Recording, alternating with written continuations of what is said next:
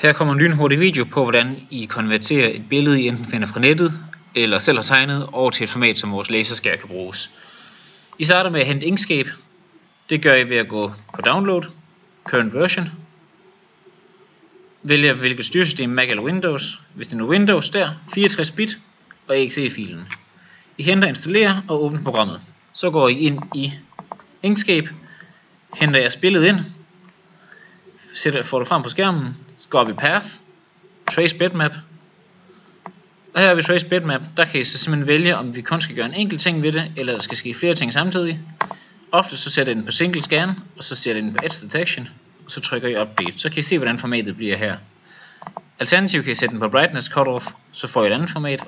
Og hvis I har fået en baggrund, kan I gå ind og sige Remove Background, og fjerne tingene her på, hvis der er en baggrund på jeres billede også. Ellers sætter vi den på Single Scan, Edge Detection, Update, den er fin, trykker OK. Nu skete der noget herover. Vi lukker det her vindue. Vi kan se her, vi har nu fået to. Vi har det gamle billede, og vi har nogle kant, en edge, vi kan arbejde med. Vi sletter det gamle billede.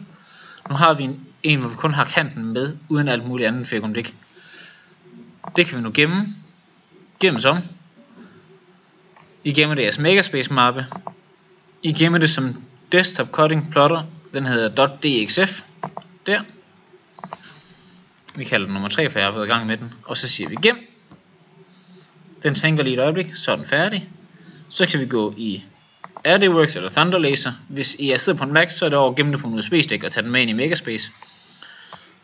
Så siger I filer, importer. Og det er vigtigt, at I siger importer, ikke åben, så ellers kan den ikke finde den. Så finder I den her, det er en i Rand nummer 3 for mit vedkommende. Åbner den. Og så har vi den klar, og nu kan vi gå i gang med at bruge den enten til at kun skære linjen ud, skære hele figuren ud, eller scanne den, eller hvad vi ellers skal bruge den til. Og så er det ellers bare at gå i gang. Held og lykke, og ellers må I komme ind i Megaspace og sige til, eller skrive til mig. Ha' en rigtig god dag. Hej hej.